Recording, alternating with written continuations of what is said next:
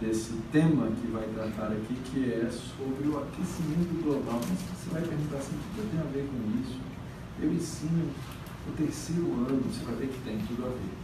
E nós esperamos que seja grande bênção para você, para a sua vida,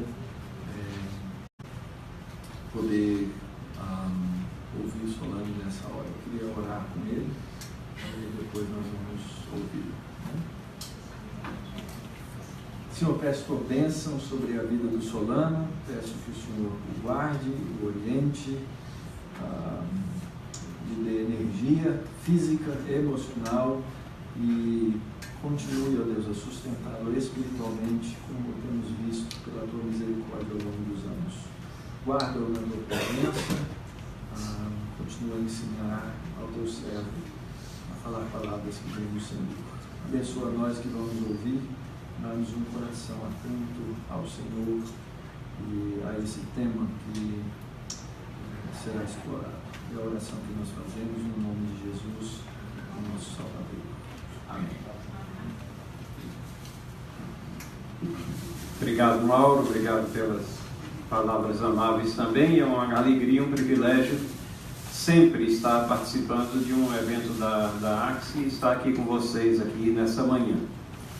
O tema, como o Mauro disse, pode parecer um pouco estranho, mas na realidade é um pouco de aplicação daquilo que nós procuramos desenvolver como visão de escola cristã, nas questões que nós temos que tratar no dia a dia das nossas escolas, né? Nós não estamos falando só de platitudes, de teorias, de situações que não têm uma contrapartida prática, mas então escolhemos esse tema aqui para explorar um pouco o tema do aquecimento global. E aí tem um subtítulo, uma visão abrangente da questão. Uma visão abrangente da questão. Por que esse subtítulo?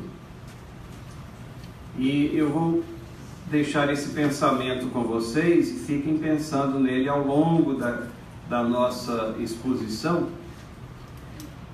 As escolas cristãs, as escolas evangélicas, elas são frequentemente acusadas de fecharem a mente dos alunos, de apresentarem somente um lado da questão.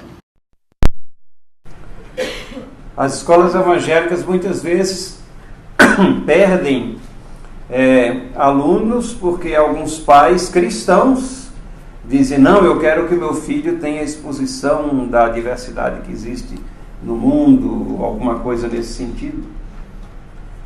Algum tempo atrás eu vi uma ilustração que aquelas pessoas que se dedicam a detectar dinheiro falso, elas passam anos estudando a nota verdadeira para que saibam por contraste exatamente identificar, né? Então nós como escolas cristãs fazemos isso, mas não significa que nós não estejamos também dando ou não tenhamos que dar uma visão abrangente daquilo que se fala, daquilo que se discute, daquilo que se ensina também em outras escolas, até porque nós somos testados, né? Os nossos alunos são testados por isso nos vestibulares, nas diversas aferições que são feitas ao longo da carreira estudantil. Então nós vamos abordar esse tema com esse pano de fundo, que gostaríamos de ver como é que nós atacamos um tema, mas em vez de fechar o horizonte, abrindo os olhos, abrindo o entendimento, para compreender os diferentes aspectos que são apresentados de questões que às vezes a gente nem entrelaça com as bases da nossa fé cristã. Então vamos começar com alguns pontos fundamentais. E a propósito, a Dilean vai disponibilizar essa apresentação para quem escrever para ela pedindo. Parece que essa é a sistemática que ela tem seguido. Ela não coloca no site, mas quem escrever para a Dilean pedindo, ela manda essas transparências que já estão com ela.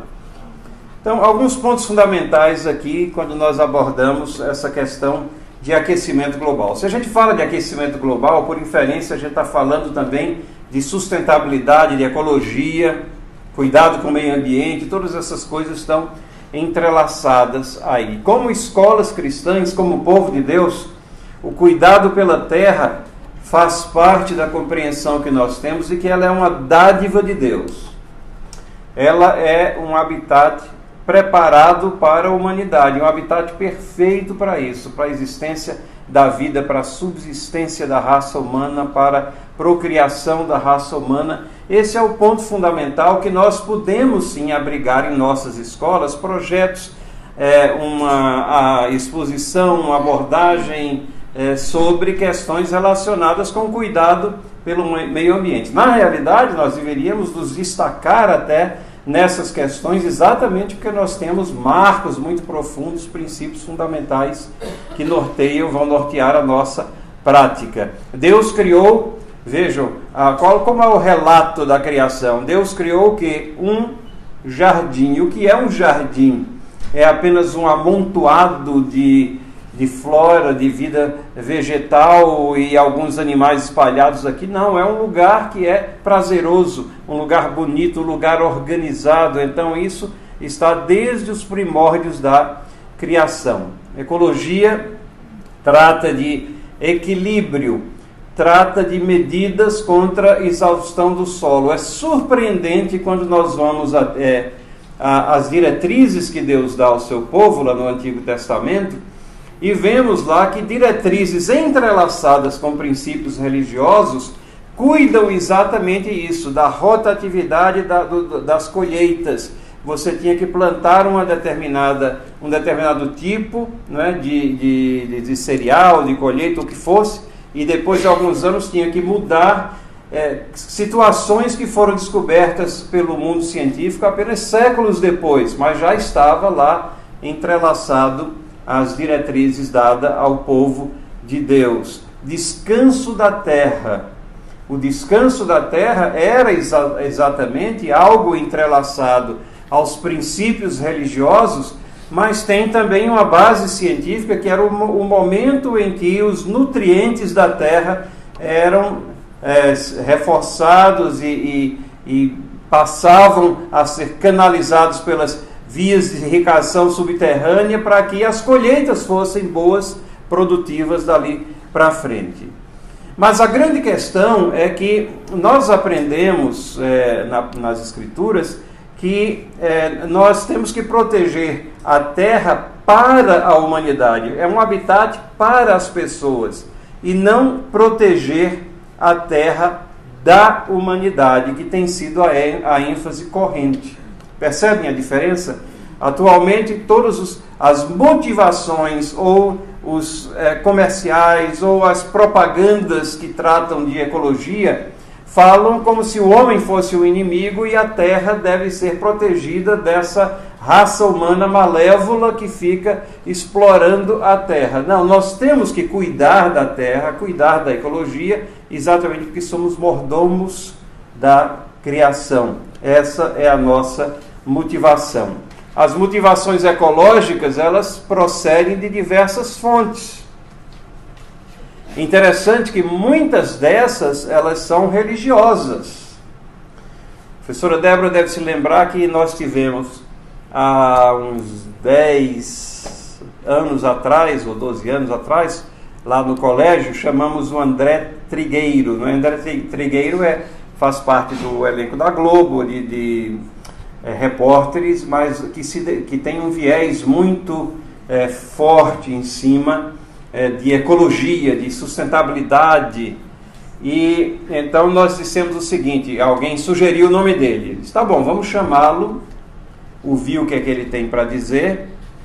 Depois a gente agradece a ele toma o avião dele, volta, e aí nós vamos ter um painel de discussão, e nesse painel de discussão convidamos aquele que é o atual chanceler da Universidade Presbiteriana Mackenzie para apresentar as coisas que ele tinha falado do ponto de vista bíblico e riscar algumas do mapa também, porque a apresentação dele é muito calcada em cima de religiões orientais, budismo, que falam da interconectividade da divindade com a criação, levando a uma visão panteística, onde tudo é Deus. E essa ideia que ficou conhecida até nos meios científicos como a teoria Gaia, onde a Terra é um organismo vivo em si, ao qual você deve não apenas cuidar, mas praticamente prestar culto a ela. E essa seria a motivação mística para as ações e atividades ecológicas. Chamou-me a atenção um comercial da CNN, chamado, eles têm várias versões desse comercial, Mother Nature.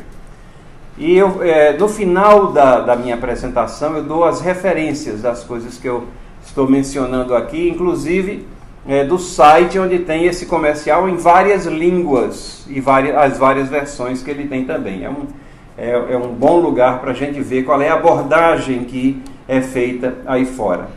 E o comercial, ele é como se a Terra estivesse falando e se apresentando. Eles pegaram vozes famosas para fazer essa apresentação da Terra, de atrizes conhecidas. E então ela basicamente diz assim: eu sou isso, eu sou aquilo, e eu não preciso de vocês. Vocês vão ser extintos e eu vou continuar existindo. Então é como se a Terra tivesse vontade própria, tivesse fazendo um favor em deixar a gente estar aqui. Então é bom que a gente respeite a Terra, porque afinal de contas ela é um ser superior que nos abriga aqui, fazendo um grande favor à humanidade. E essa frase está lá: I don't need people, eu não preciso das pessoas. A visão bíblica é exatamente contrária. A visão bíblica diz assim: a terra foi feita para as pessoas. Deus colocou as pessoas nesse jardim, nesse habitat preparado para a humanidade.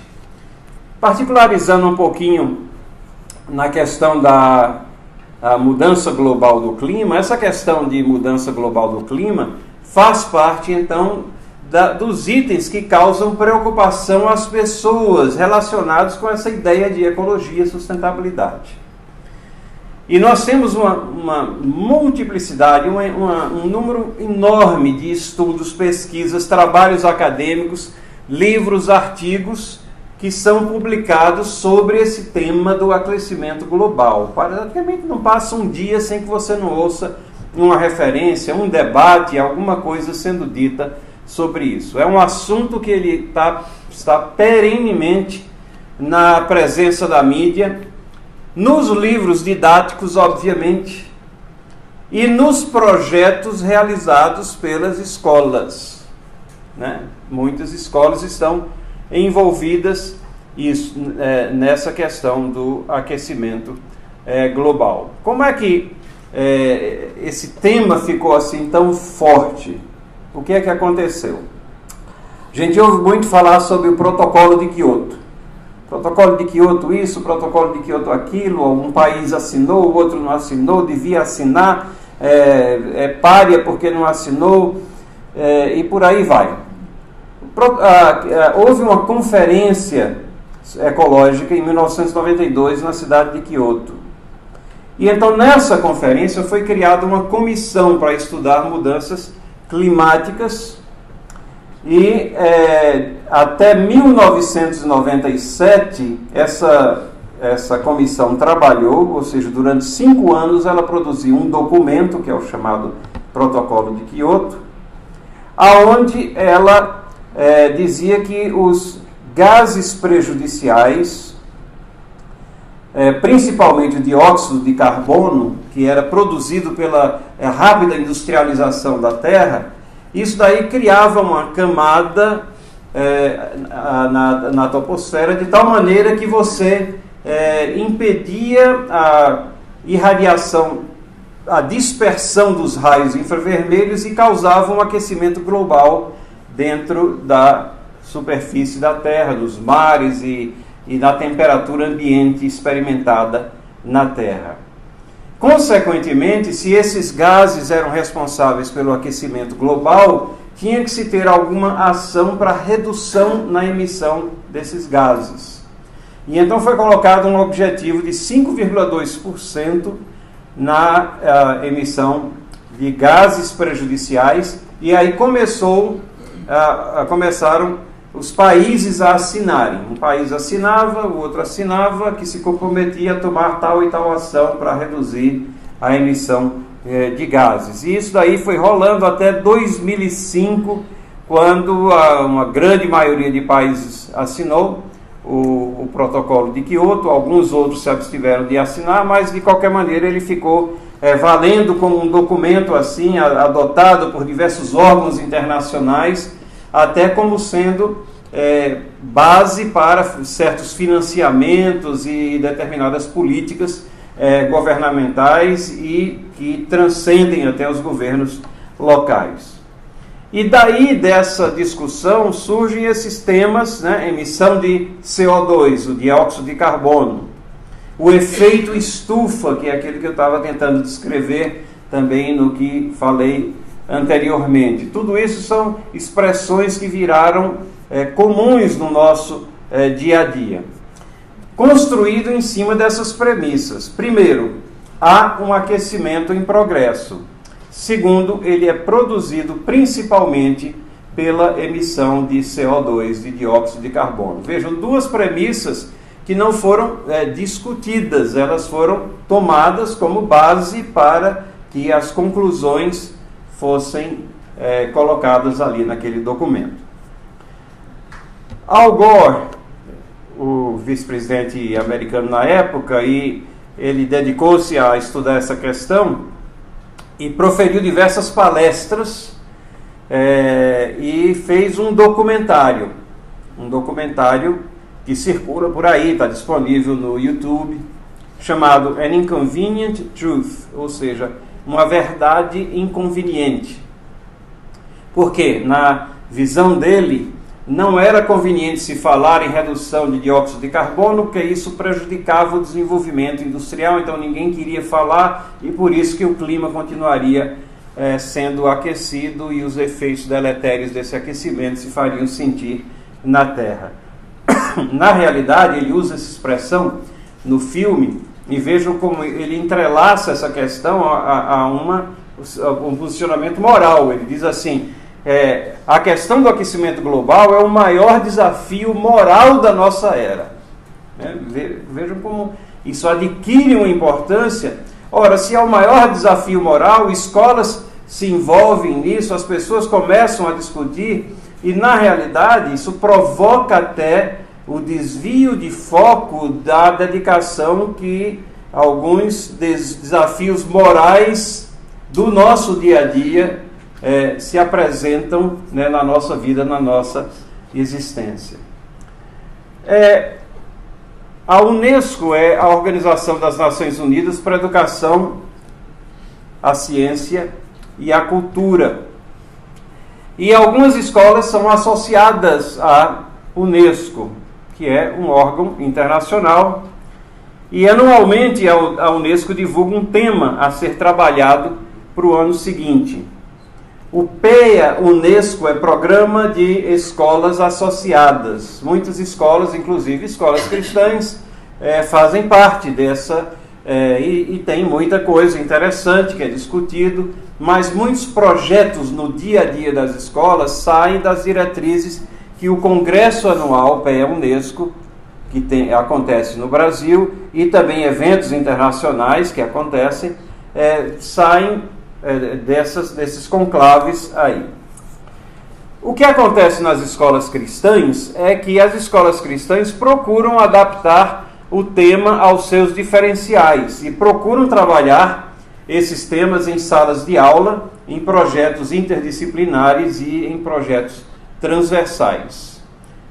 No que diz respeito ao Mackenzie, as nossas escolas ainda estão associadas aqui ao PEA Unesco, e nós quebramos a cabeça para ver como é que nós vamos compatibilizar, às vezes, alguns desses temas com os nossos valores e princípios de tal maneira que nós nos mantenhamos fiéis à nossa missão, aos nossos valores.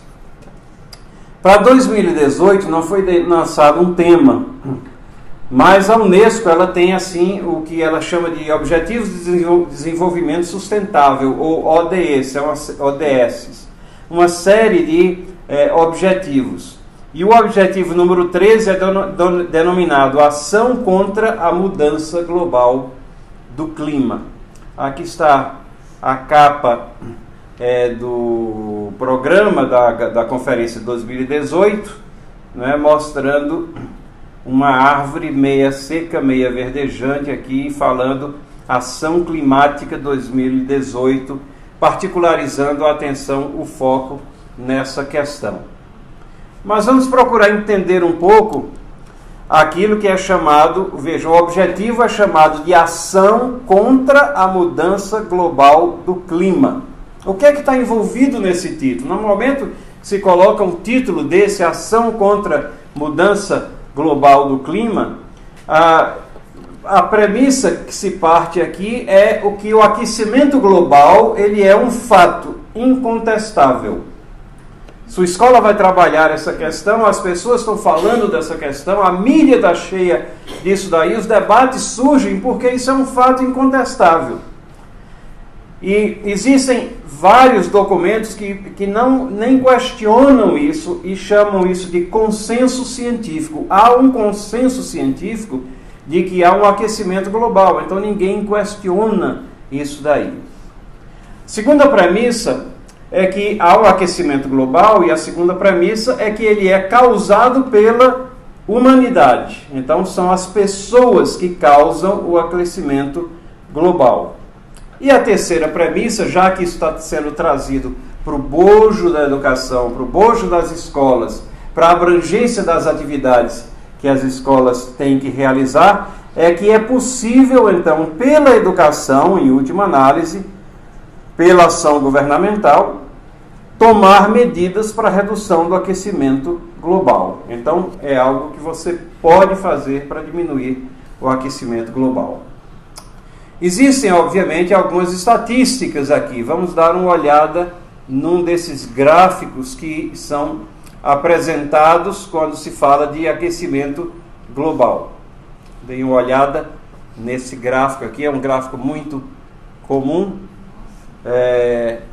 E já vi alguém ficar assustado ali, porque o gráfico assusta, né? Vamos morrer torrados aqui, né? Vejam, a partir de 1980, o que é que o gráfico nos diz? A Terra apresenta uma variação de temperatura ascendente, 1980. Para 2020 é daqui a 1 ano e meio, né? Projeta-se um aquecimento de 1 grau da temperatura média observada na Terra.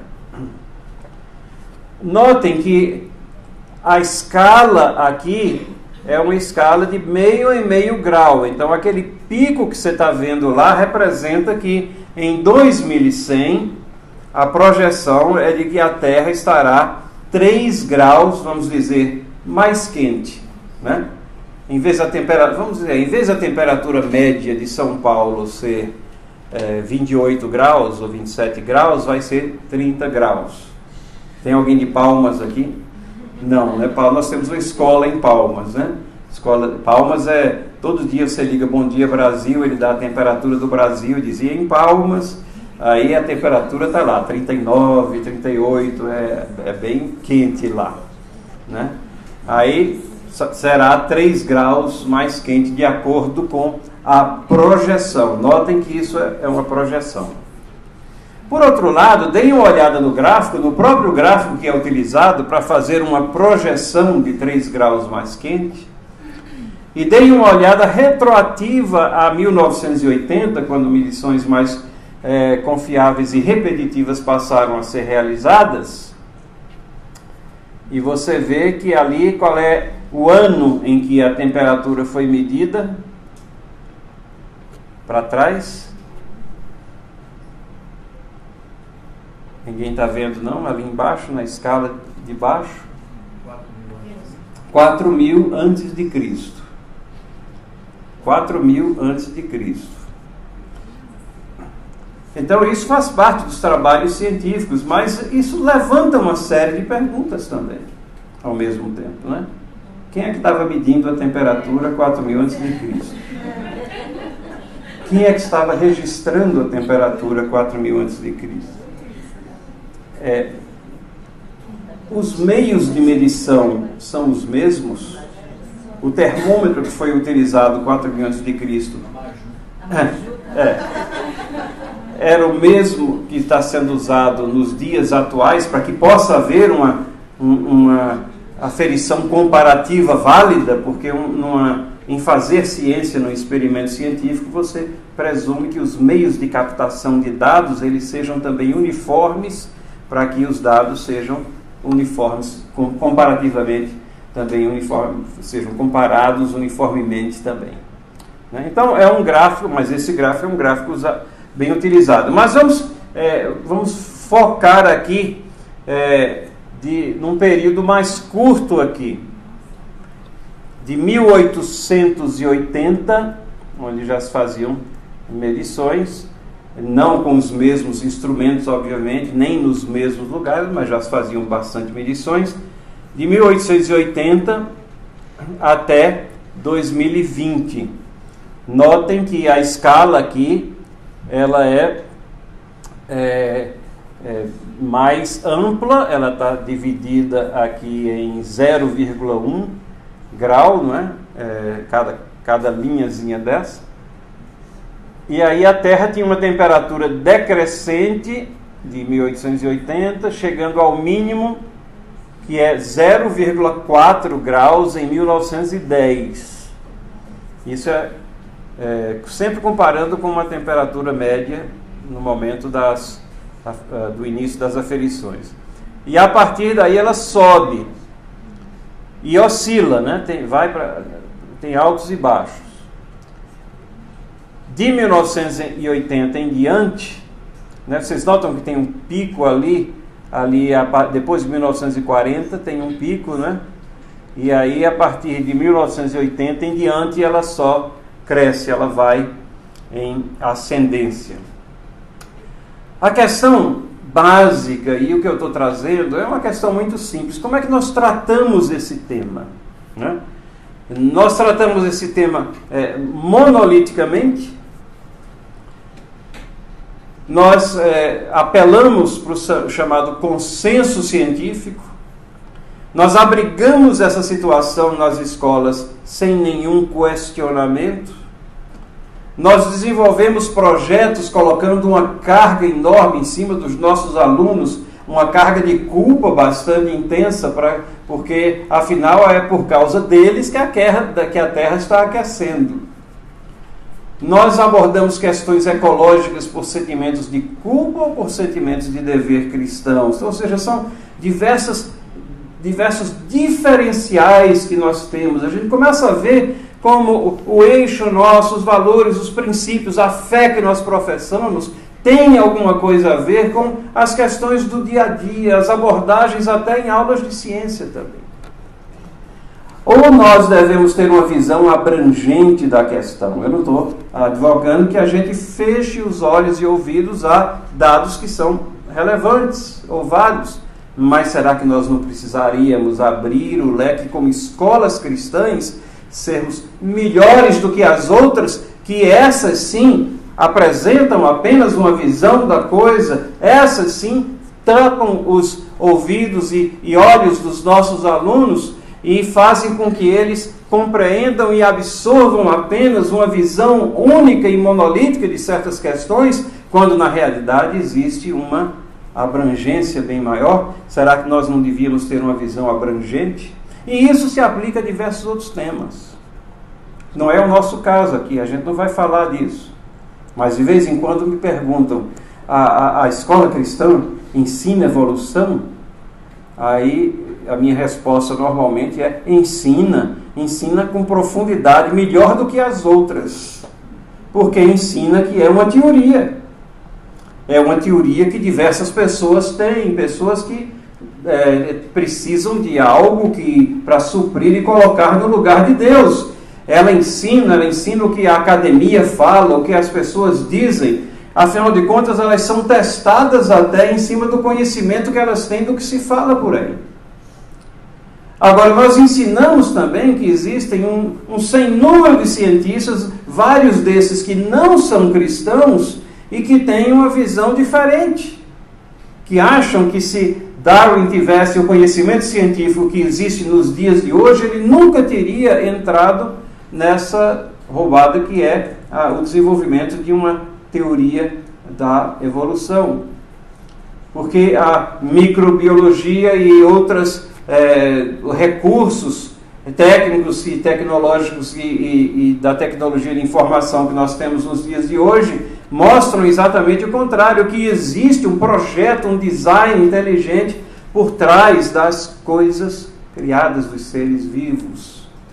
Né? Então, vejam, o que é que nós fazemos na escola cristã? É apresentar uma visão fechada, monolítica, ou é abrir o horizonte, abrir os olhos, mostrar exatamente todos os ângulos de uma questão? Nós estamos abrindo a compreensão dos nossos alunos, das nossas crianças. E é isso que eu proponho, apresentar todos os ângulos da questão.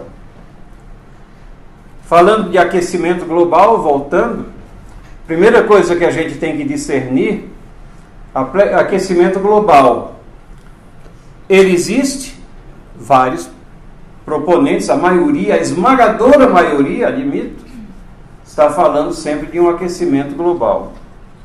Mas há uma possibilidade de que nós estejamos atravessando também um daqueles picos e vales, um ciclo, e que não exista base para aquelas projeções, principalmente certas projeções catastróficas que são feitas em cima desse tema. E nós vamos ver que existem também um grande número de cientistas que acham que não existe o aquecimento global. Então, quando nós tratamos desse tema, e se vamos tratar com uma visão abrangente da questão, se vamos ser diferentes nisso, nós não podemos construir nada em cima do chamado consenso científico, porque essa é uma visão escapista, é a visão que você procura varrer para debaixo do tapete qualquer coisa que venha contradizer esse chamado consenso.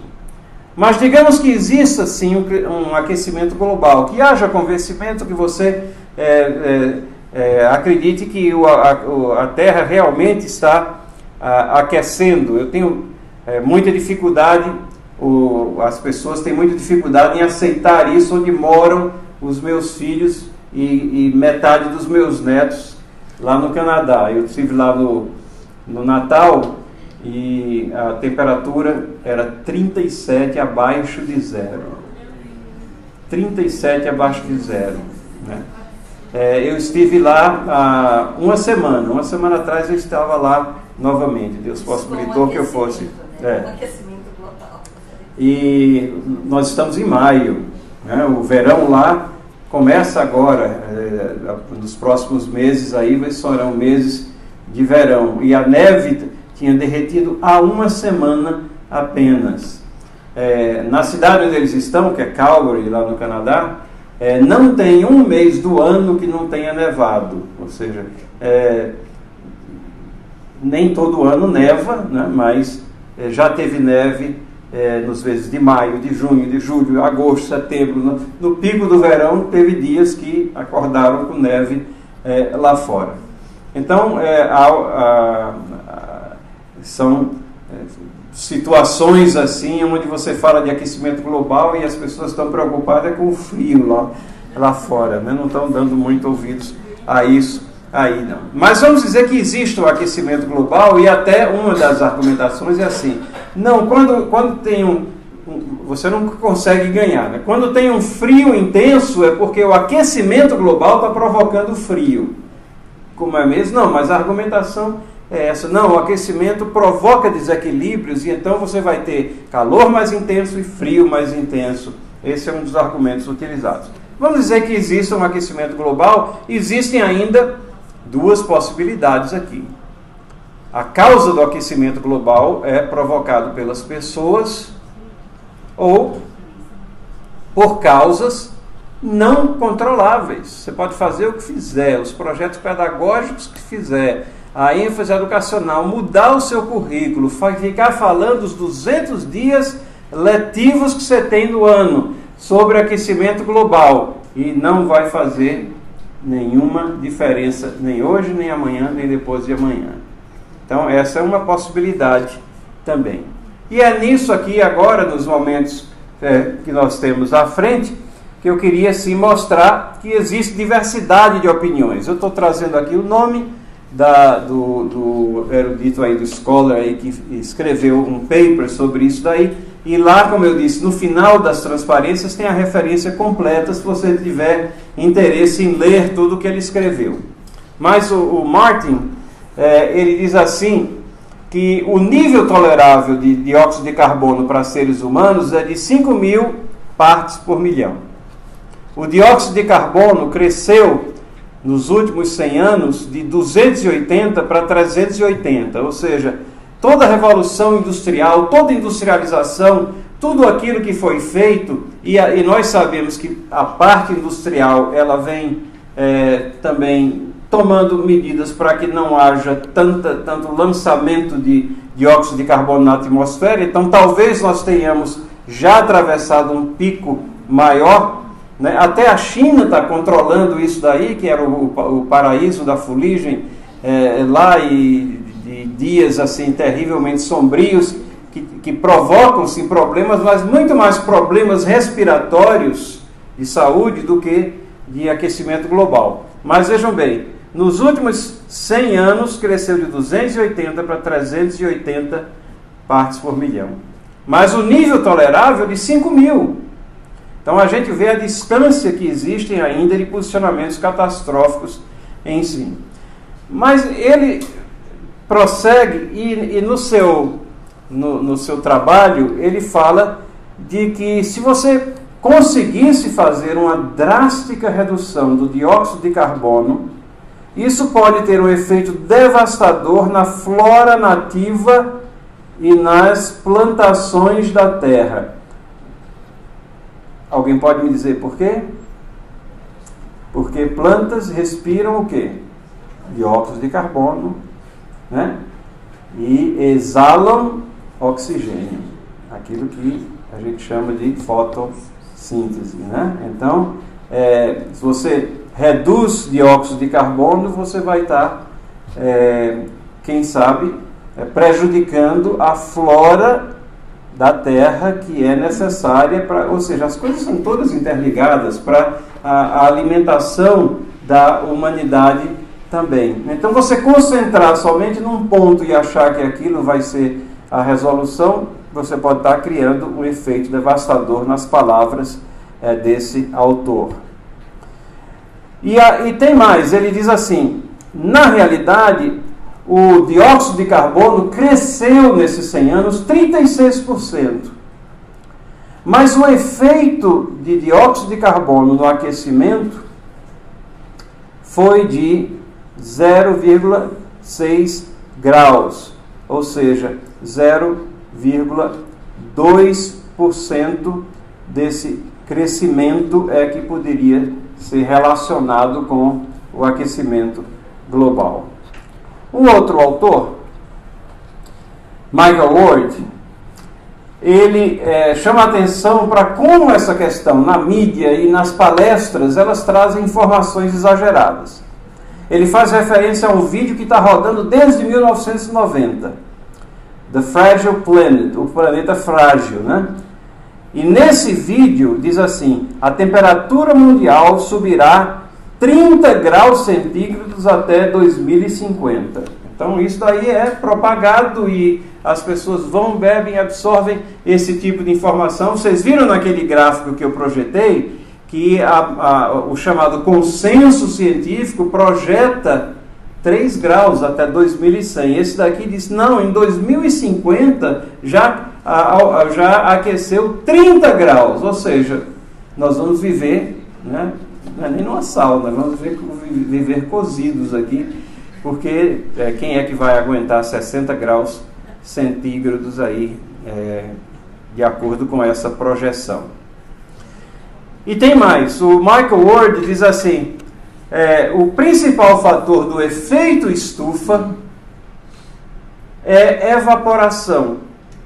E o dióxido de carbono, ele tem somente 5% de participação nesse efeito estufa. Então, todos esses valores, todo esse esforço empreendido, todas essas palestras feitas, todas essas questões, essas pressões que são feitas para a redução do dióxido de carbono, vão resultar em uma diminuição pífia aqui, somente em 5% do total do efeito estufa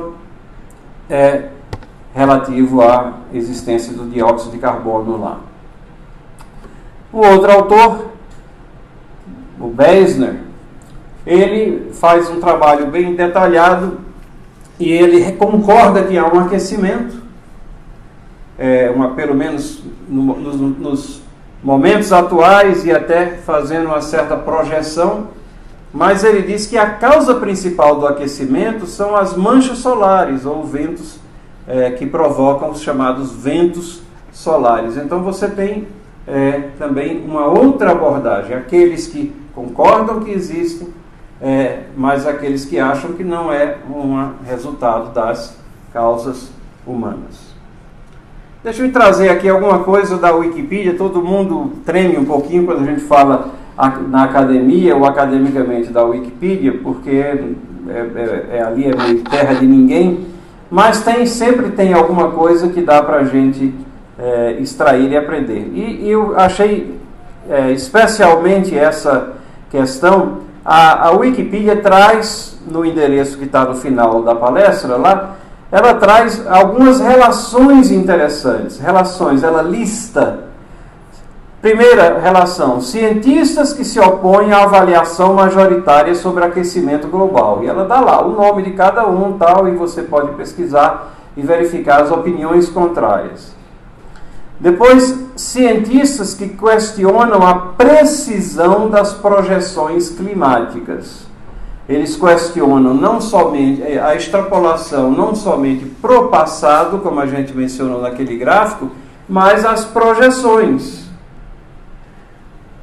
Terceira relação, cientistas que argumentam que o aquecimento global é o resultado de processos naturais, nos quais a humanidade pouco pode influir. E um outro grupo de cientistas que diz assim, há um aquecimento global, concordamos, mas as causas não podem ser precisadas. Você não pode chegar com precisão e dizer esse é o fator do aquecimento global. Somando-se a isso tudo, você tem, além dessas opiniões diversificadas, você tem algumas situações que a gente simplesmente não pode ignorar. Como foi o escândalo no Centro de Pesquisas Climáticas da Universidade de East Anglia, na Inglaterra. Isso foi um escândalo que ficou sendo conhecido como Climate Gate. Em 2009, um hacker desses aí, que eu não lembro mais quem foi, mas entrou e descobriu e-mails trocados entre os cientistas da Universidade de East Anglia, porque lá existe um centro a maioria dos dados estatísticos para o aquecimento global fluem desse centro de pesquisa sobre o clima da Universidade de East Anglia. E esses e-mails trocados, eles falavam de dados que haviam sido levantados por outros cientistas, mas que não deveriam ser publicados ou que tinham que ser escamoteados ou excluídos, porque eles iam contra o consenso científico. Então você vê, em vez de se fazer ciência verdadeiramente, o consenso científico passa a ser um fator de emburrecimento, né, da classe, porque você não admite nenhuma opinião que vá contestar. Isso causou um alvoroço enorme, deu muitas reportagens aí a coisa depois foi sendo esquecida, até que em 2011, em 2009 foram 1.000 e-mails que foram levantados e colocados. Quando a coisa já ninguém nem falava mais, em 2011, 5.000 e-mails afloraram, trazendo exatamente essa visão de que dados tinham que ser ou escondidos ou modificados para que pudessem ser publicados. O jornal do Telegraph de Londres, ainda no primeiro escândalo, que foi em 2009, ele classificou isso como o pior escândalo científico da nossa geração. Essa questão de artigos científicos bloqueados. E isso, a comunidade científica, aqueles que se contrapõem à visão majoritária ou ao consenso científico, sabem que para você publicar um paper que tenha uma opinião contrária é algo praticamente impossível, porque ele tem que ser submetido à revisão de iguais, né, o chamado peer review, e as pessoas que vão discordar terminam descartando aquele achado, aquela nova visão, essa visão mais abrangente da situação. Então é isso que nós estamos querendo mostrar, como apresentando todos os ângulos da questão. As pessoas estão discutindo aquecimento global? Estão. Então só por isso já é um tema relevante. É um tema relevante a ser tratado nas nossas escolas, a integrar nossos projetos, até aí tudo bem. Mas vamos fechar os horizontes, os olhos, ouvidos dos nossos alunos? Não, vamos apresentar todo o ângulo. Existem aqueles que dizem que sim, outros que dizem que não. Os que dizem que sim tem diferença de opiniões também, porque alguns dizem que são causas provocadas pelas pessoas e outros que são causas não controláveis. E não é somente nessa área de mudança global do clima que nós temos que apresentar uma visão diferenciada. Então, era essa, basicamente, nesse tema tão árido, tão desinteressante, que é a mudança global de clima, que eu queria mostrar que, na prática, a nossa visão educacional, o nosso cuidado com a verdade, o nosso cuidado com ir a fundo nas questões, termina tendo influência no conteúdo daquilo que nós apresentamos, né? E eu encerro com esse versículo que é um dos meus favoritos aqui, Salmo 10, 4. O perverso na sua soberba não investiga, que não há Deus são todas as suas cogitações. Esse é o consenso geral. Nós vamos mais a fundo. Nós vamos até ao fundo do nosso ser, verificamos que não há esperança de salvação, de redenção nas nossas pessoas. Nós vamos até a carta que Deus escreveu para nós, as Escrituras. Investigamos, mas não somente as coisas espirituais. Tudo que nós vemos, tocamos, nos relacionamos nesse mundo, nós devemos submeter ao crivo das Escrituras, dos conceitos que nós temos de Deus, daquilo que Ele nos revelou. Porque é lá que nós encontramos também esse verso de 1 Tessalonicenses, capítulo 5, versículo 21. Examinai tudo, retende o bem. Como eu prometi, aqui estão todas as referências, inclusive do filminho lá da CNN, e aí a Dilean promete e cumpre. Se você escrever para ela pedindo cópia da palestra, ela vai mandar para vocês. Deus abençoe a todos.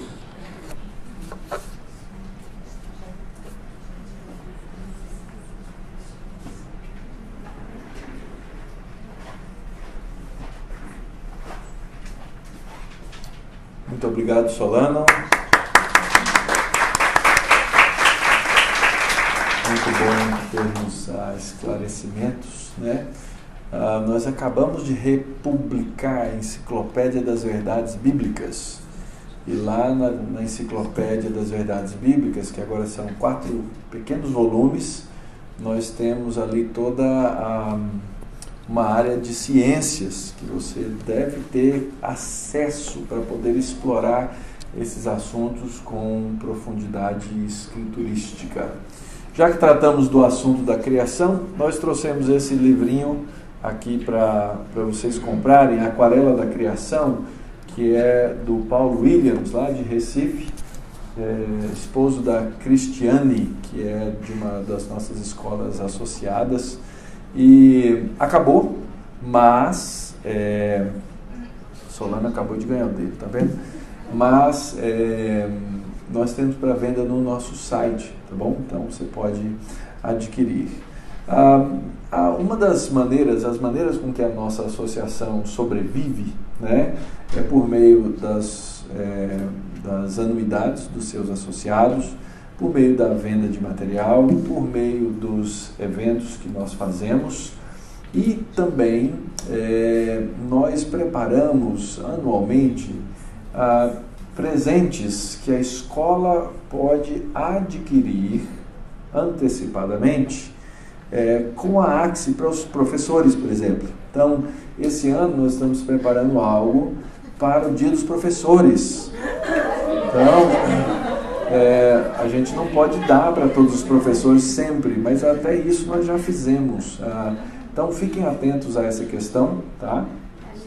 Para nos ajudar. Nós temos um projeto de agendas escolares. Às vezes sua escola não tem como produzir uma boa agenda escolar sozinha, mas nós fazemos o quê? Nós personalizamos a capa da sua agenda e um pedacinho da sua agenda, e aí temos uma agenda com temas cristãos para cada mês, várias coisas que são interessantes. A gente tem desenvolvido esse projeto. Acho que esse ano não fizemos, porque não tínhamos... Esse ano fizemos a agenda, Dilera? Esse ano não, mas para o ano sim. Para o ano que vem, sim. Então, lembrança para Dia dos Professores, projetos para diferentes épocas do ano, tudo isso é importante aqui na nossa convivência, tá bom? Muito bem, nós então vamos encerrar agora para o almoço, é isso? E voltaremos às 14 horas. Na hora. A Dileana está impressionada que todo mundo está terminando antes do tempo, e é porque eu não estou falando. Nem a professora Débora, porque senão vocês iam ver, né? Mas o Dr. Belli prometeu que a segunda palestra vai ser cumprida, então vocês sigam o fôlego aí, mas bem interessante, tá bom? Então a Dileana vai orientar vocês sobre locais para almoçar, para comer aqui em volta, e nós então vamos ter esse tempo para ir e voltar do nosso almoço. O bom é que a gente tem um tempinho